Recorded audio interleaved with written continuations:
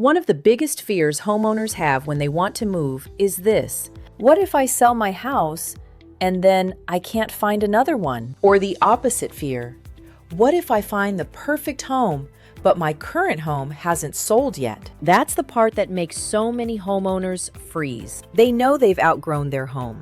They know they want more space, a better layout, a different location, or maybe a lifestyle upgrade. But the logistics feel overwhelming. Do you sell first?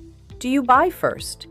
Do you try to do both at the same time? What happens if your home sells before you're ready to move? What happens if you find the right home before your current home is closed? And here's the good news: there is a strategy for this. For most move-up homeowners, the safest and most practical approach is not blindly buying first and hoping everything works out. And it's not selling your home with no plan and then panicking to find somewhere to go. The smarter move-up strategy is usually this: you prepare your current home for market, you list it for sale, you begin shopping for your next home.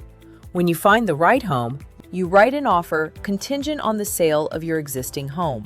Then you coordinate the timing so both closings happen as close together as possible, ideally the same day. And if your current home closes first, you may negotiate a temporary leaseback so you have time to close on the new home and move properly. That is the strategy most homeowners don't understand, and it can make the difference between a stressful move and a controlled, strategic transition. So in this video, I'm breaking down exactly how this move-up process works, what sellers need to understand, where the risks are, and how to use your equity to upgrade your lifestyle without creating unnecessary chaos. If we haven't met, I'm Shani with Champions Realty here in North Houston. I've spent over 20 years helping homeowners buy, sell, and transition from one home to the next. And one of the biggest things I've learned is this: moving up is not just about finding a bigger or better house. It's about timing. It's about equity. It's about negotiation. It's about protecting yourself contractually. And it's about having a plan before emotions take over. Because when you're selling one home and buying another, there are more moving pieces than a regular sale. You're not just making one decision, you're managing two transactions that need to work together. Your sale has to line up with your purchase. Your proceeds may be needed for the next down payment. Your moving timeline has to make sense. Your buyer's timeline matters. Your seller's timeline matters. And all of that has to be coordinated in a way that protects you. That's why move-up buyers need a strategy, not just a home search. So let's break this down. Why move-up homeowners feel stuck. A lot of homeowners want to move, but they feel stuck. They've outgrown the home. They want a different school zone. They want more space. They want a home office. They want a better neighborhood. They want a newer home. They want a different lifestyle. But when they think about the process, they immediately get overwhelmed. And usually the biggest concern is not whether they want to move, it's how to move without making a mistake. They're thinking, what if I sell and can't find anything? What if I buy and my house doesn't sell? What if I have to move twice?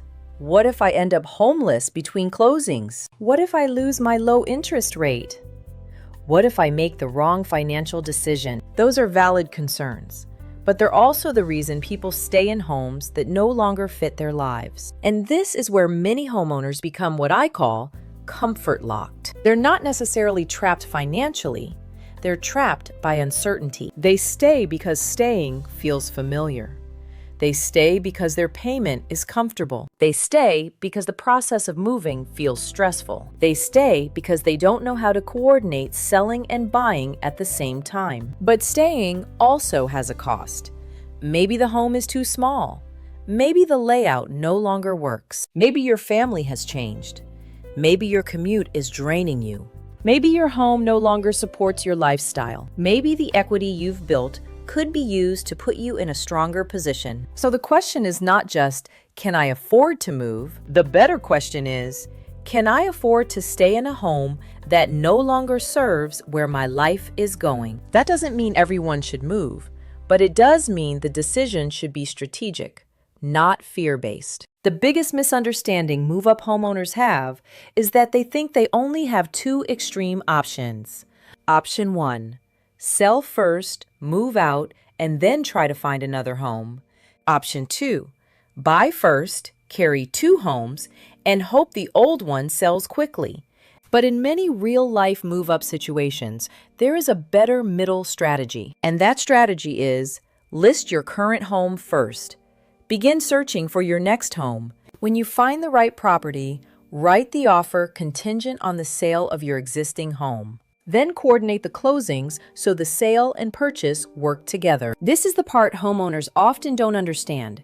A contingency is protection. It means your purchase of the next home depends on your current home selling. So if your current home does not sell, or if the sale does not move forward according to the contract terms, you may not be forced to complete the purchase of the new home. That's important because most move-up buyers need the equity from their current home to buy the next one. They may need those proceeds for the down payment, closing costs, and paying off existing debt, lowering their next mortgage payment, or strengthening their approval. So instead of pretending both transactions are separate, we structure them to work together. That is what protects the homeowner. Now, does a contingency make your offer more complicated than a clean cash offer or a buyer with no home to sell? Yes, but that doesn't mean it cannot work. It means the strategy, pricing, preparation, and negotiation matter. And that's why you want your current home positioned properly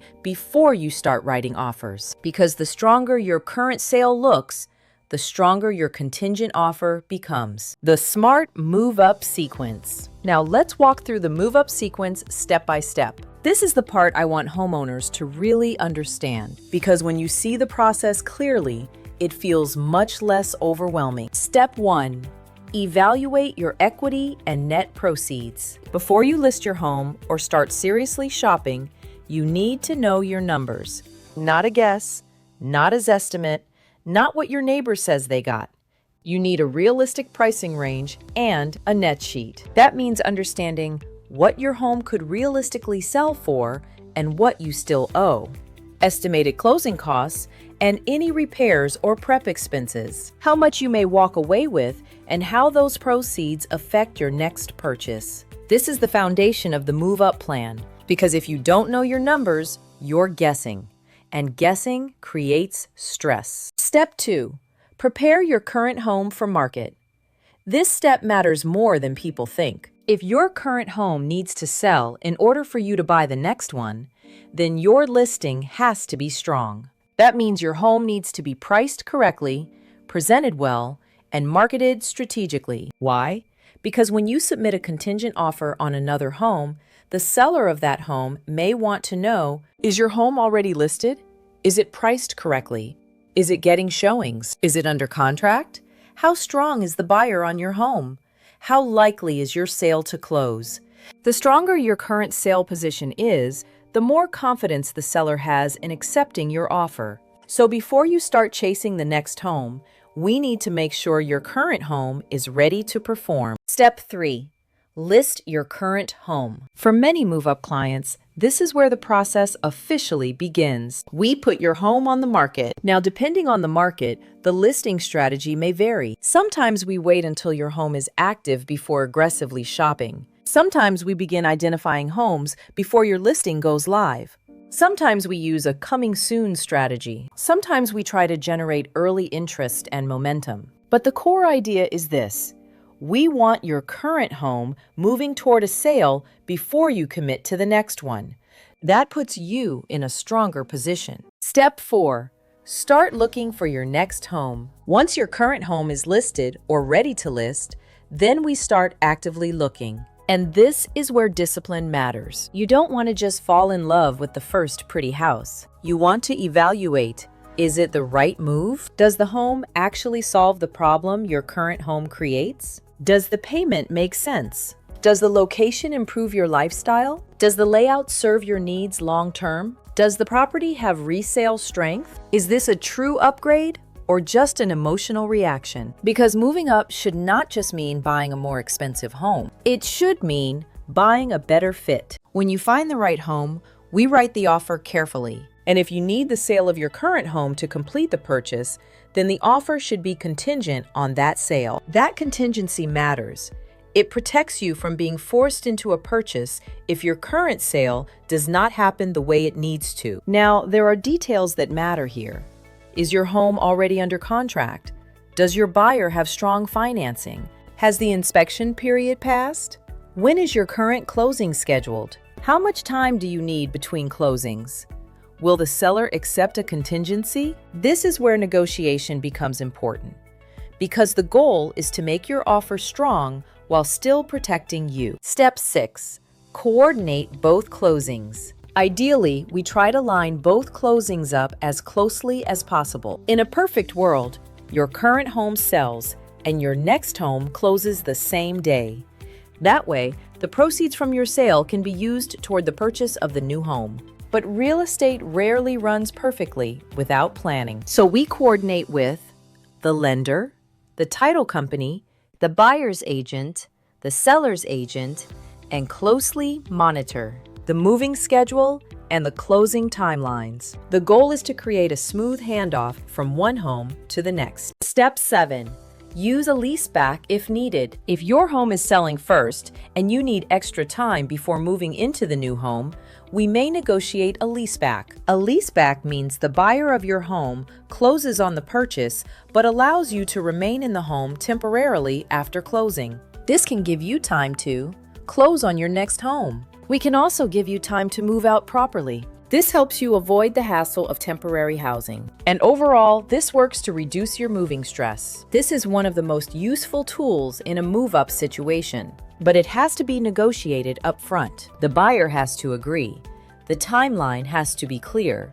The terms have to be documented. But when it works, it can make the transition much smoother. Why your current home sale matters so much.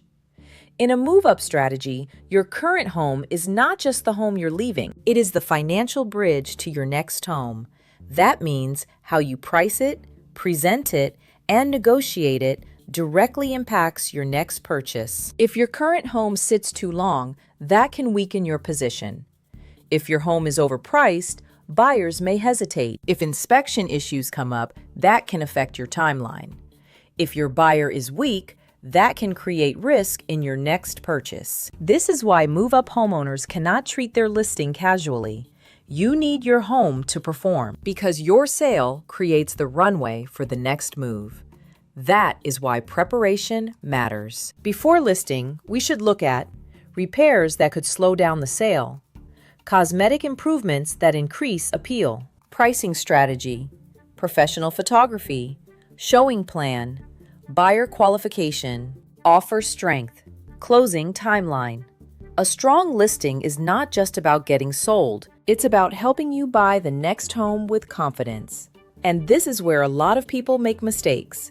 They think, I'll just list my house and see what happens. No, when you are moving up, seeing what happens is not a strategy. The listing has to be part of the larger plan. The risk of falling in love too soon. Now let's talk about the emotional side, because this is where people get themselves in trouble. They start looking online, they find the perfect house, they fall in love, and now they're emotionally attached before the strategy is ready. That creates pressure, and pressure creates bad decisions. They may overpay, they may rush their listing, they may ignore inspection concerns, they may stretch beyond their comfort level. They may accept weak terms on their current home just to make the next one happen. That is not how you want to move up. The right home matters, but the right terms matter too. And sometimes the home that looks perfect online is not the best strategic move. That's why I tell homeowners, don't shop emotionally before you know your numbers. Because when you know your numbers, your search becomes clearer.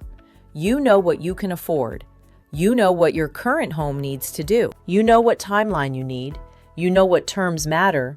And then you can shop with confidence, not panic. So when people ask me, should I buy first or sell first? The answer is usually not that simple. But for many homeowners who need their equity for the next purchase, the smartest practical strategy is prepare first, list first, shop strategically, write a contingent offer, coordinate closings, Use a leaseback if needed. That is very different from just selling first and hoping. And it's very different from buying first and taking on unnecessary risk. This approach gives you a plan.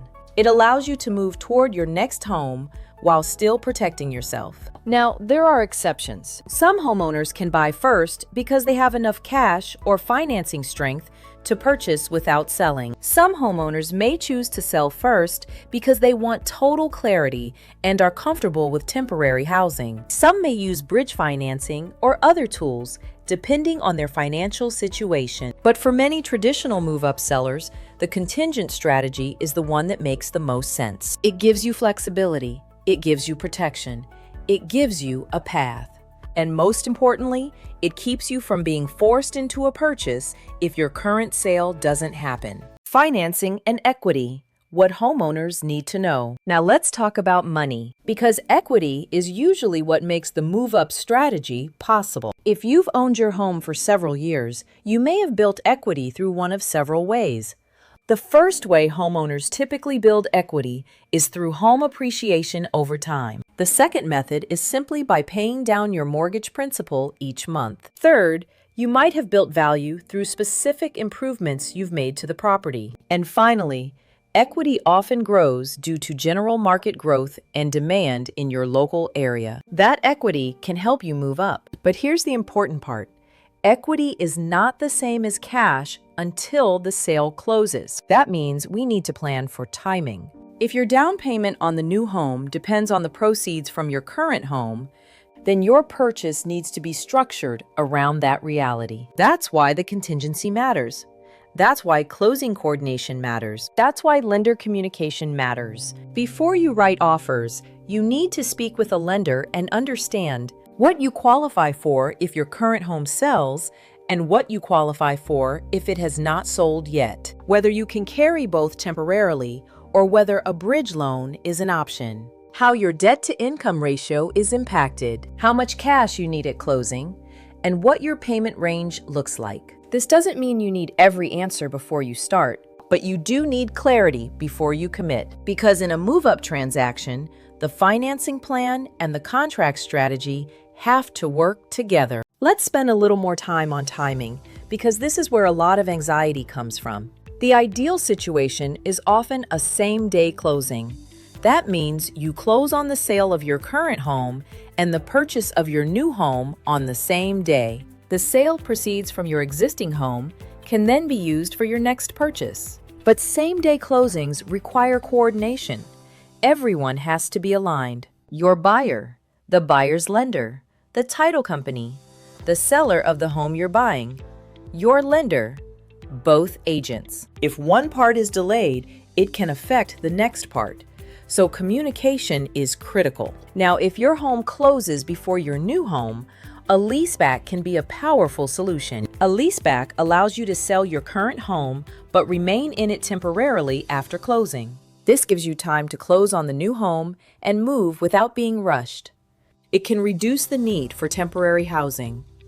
It can reduce moving stress. It can give you breathing room. But again, it has to be negotiated. Some buyers are flexible. Some buyers need to move in immediately. Some lenders may have restrictions on how long the buyer can lease the home back to the seller. So you cannot assume a leaseback will automatically be available. It needs to be part of the strategy from the beginning. And when it is negotiated properly, it can make the transition much smoother. A lot of homeowners are waiting for the perfect time. They're waiting for rates to drop. They're waiting for prices to change. They're waiting for more inventory. They're waiting for the market to feel easier. And I understand that. But here's the truth. There is no perfect market. There is only the market that exists and the strategy you use inside of it. For move-up buyers, timing is not just about the market. It's about your life and your family's future. If your home no longer fits your family, that matters. If your commute is draining you, that matters. If you need more space, that matters. If your current home is limiting your lifestyle, that matters. If your equity can help you reposition, that matters. The goal is not to ignore the market. The goal is to stop letting the market be the only factor. Because if you wait for everything to be perfect, you may stay stuck for years. The better question you should be asking yourself is, can we structure this move in a way that protects me and helps me move toward my goals? That's a much smarter question than, should I wait? Because waiting is not always neutral. Waiting can cost you time. Waiting can cost you opportunity. Waiting can cost you lifestyle. Waiting can cost you momentum. Sometimes waiting is actually a smart strategy to protect your interests. But sometimes waiting is just fear with a better sounding explanation. How to move up without double stress. The way to avoid double stress is not to hope everything works out. It's to create a plan before you need one. Here's what that looks like. First, know your numbers. You need to understand your home value, your net proceeds, your next payment range, and your buying power. Second, prepare your current home before you're desperate. Don't wait until you found your dream home to start decluttering, repairing, staging, or pricing your current home. Third, list strategically. Your listing strategy affects your buying strategy. Fourth, shop with discipline. Look for homes that actually solve your problem, not just homes that photograph well. Fifth, write the right offer. If you need your current home to sell, protect yourself with the proper contingency. Sixth, coordinate the closings. Work toward a same-day closing when possible. Seventh, negotiate a leaseback when it makes sense. That can give you time and breathing room. This is how you reduce stress, not by avoiding the move, but by managing the move correctly. How to leverage equity to upgrade your lifestyle. Now let's talk about the bigger picture. Moving up is not just about buying more square footage. It's about improving your life. Your equity can help you move into a better location, a better school zone, a better floor plan, a newer home, a home with a dedicated office, a home with more outdoor space, a community that fits your lifestyle better. But the key is to use your equity intentionally. You don't want to upgrade just because you can. You want to upgrade because the move puts you in a better overall position. That may mean better long-term resale potential, a more functional layout, lower maintenance, more space for your family, a stronger neighborhood, a property that better supports your lifestyle and goals. This is the difference between buying emotionally and buying strategically. A bigger house is not always a better move. A more expensive house is not always a better move. The right house is the one that solves the current problem and supports the next season of your life. That is how you leverage equity wisely. If you remember nothing else from this video, remember this. You do not have to choose between chaos and staying stuck. There is a strategic middle path. For many homeowners, that path looks like prepare your home, list it, begin shopping, write contingent when you find the right home, coordinate the closing dates, use a leaseback if needed. That's how you move with more control. And this is why having a strong strategy matters. Because the move-up process is not just about real estate. It affects your money. It affects your timing. It affects your stress. It affects your family. And when you handle it correctly, it can be one of the smartest moves you make. Lifestyle affects your money, timing, stress, and family. And when you handle it correctly, it can be one of the smartest moves you make. But when you handle it emotionally, it can become overwhelming fast. So don't wing it, plan it. So should you buy first or sell first? For many move-up homeowners, the best answer is don't think of it as one or the other. Think of it as a coordinated strategy. You prepare your current home, you put it on the market, you begin shopping, you write the next offer with the right contingency, you coordinate both closings, and if needed, you negotiate a leaseback. That is how you protect yourself while still moving forward. If you're wondering whether now is the right time to move up, or you want to know what your current home could sell for, and what your next move might look like, reach out. I'm happy to help you map it out, because clarity creates confidence. And when you have a real strategy, moving up does not have to feel overwhelming. It can feel like the next right step.